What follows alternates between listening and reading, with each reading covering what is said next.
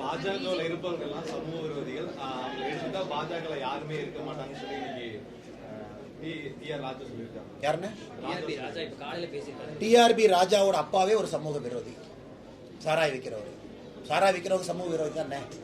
ஒரு சமூக விரோதியினுடைய பையனாக இருந்து கொண்டு டிஆர்பி ராஜா பேசுறாரு. இதான் வந்து நகைச்சுவையினுடைய உச்சபட்சம்.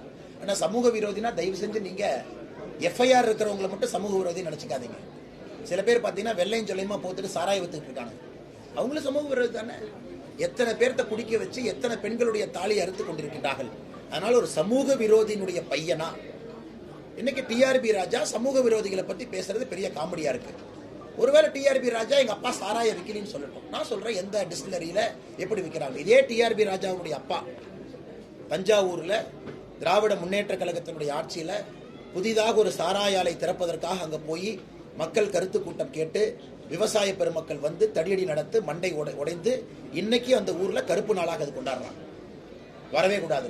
எதற்காக 2014 தஞ்சாவூர்ல டிஆர் பாலு தோத்தாங்க? சாராய ஆலை திறந்ததுக்கு தான். எதுக்காக போய் ஸ்ரீபெரும்புதூர்ல தஞ்சம் அடைஞ்சிருக்காரு?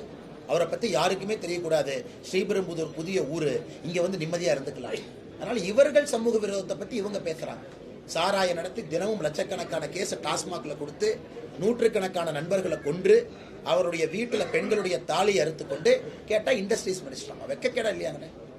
இண்டஸ்ட்ரீஸ் மினிஸ்டருடைய தந்தை டாஸ்மாக் சாராயால, தந்தையினுடைய சரக்கு டாஸ்மாக் போகுது, அதை கண்காணிக்கிறது இண்டஸ்ட்ரீஸ் மினிஸ்டர். என்ன கொடுமை!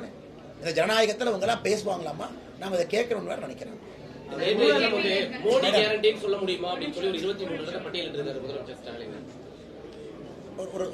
அது சொல்லுங்க, ஒன்னொரு நான் பதில் சொல்றேன். அதாவது 23 பட்டியல் விட்டுருக்காரு முதலமைச்சர் ஸ்டாலின். அதாவது தமிழை வழக்காடு மொழியாக நீதிமன்றத்தில் கொண்டு வர முடியுமா, அதற்கு மோடி கேரண்டி தருவாரா, சிறுபான்மை மக்களை 2ஆம் தரமாக நடத்த மாட்டோம்னு சொல்லி மோடி கேரண்டி தருவாரா அப்படின்னு ஒரு 23 பட்டியல். மோடி என்ன கேரண்டி கொடுப்பாருன்னா 2024க்கு பிறகு கோபாலபுரத்தினுடைய ஊழல் குடும்பம் எல்லாம் உள்ளே இருக்கும்னு கேரண்டி கொடுப்பார். அது எங்களால கேரண்டி கொடுக்க முடியும். மோடி என்ன கேரண்டி கொடுப்பாருன்னா தமிழ்நாட்டில் இருக்கக்கூடிய 8 கோடி மக்களும் திராவிட முன்னேற்ற கழகம் என்கின்ற தீய சக்தியிலிருந்து காப்பாற்றப்படுவார்கள். மோடி கேரண்டி கொடுப்பாங்க.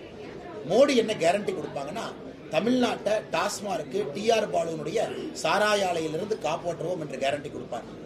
மோடி என்ன கேரண்டி கொடுப்பாங்கன்னா ஒண்ணுமே இல்லை. இன்னைக்கு பாருங்க, திராவிட முன்னேற்ற கழகத்தினுடைய சோசியல் மீடியா ஆடு, திராவிட முன்னேற்ற கழகம் சோசியல் மீடியாவில் ஆடு மட்டுமே, சோசியல் மீடியா அட்வர்டைஸ்மெண்ட் இதை திறந்தீங்கன்னா ஸ்டாலின் தான் வர்றாரு, இந்தியாவை காப்பாற்றலாம்னு வருது இல்லைன்னு.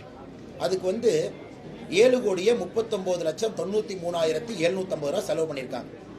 எந்த கம்பெனியில செலவு பண்ணியிருக்காங்க பார்த்தீங்கன்னா populous empowerment network private limited.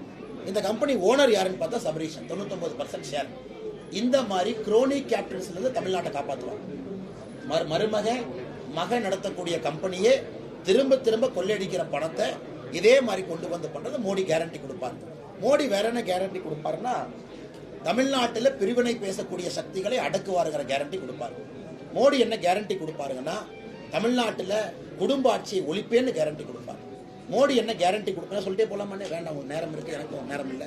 அதனால மோடி இதுக்கெல்லாம் கேரண்டி கொடுப்பார்.